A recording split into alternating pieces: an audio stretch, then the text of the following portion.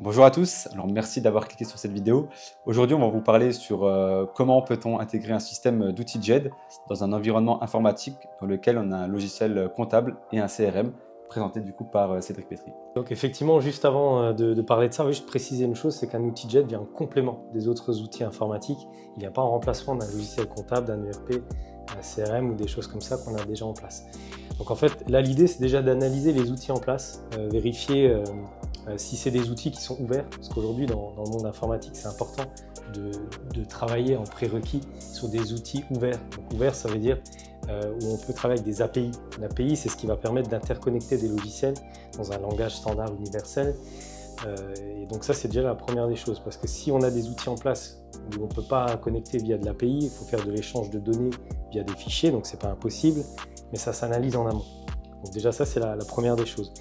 Ensuite, il faut regarder les outils en place, qu'est-ce qu'ils permettent de faire et quelles sont, on va dire, les forces et les faiblesses de ces outils-là pour pouvoir mesurer l'impact de la GED quand la GED va arriver, puisque la GED, en fait, c'est un éventail qui peut être très ouvert, très large et qui peut être plus restreint en fonction des outils qui sont déjà en place.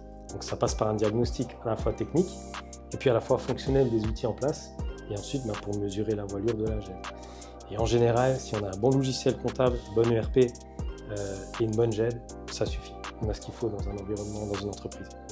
Merci beaucoup Cédric de nous avoir éclairci sur ce sujet. N'hésitez pas à nous dire en commentaire si jamais vous avez des questions ou si vous avez des suggestions de thématiques que vous voudrez qu'on aborde.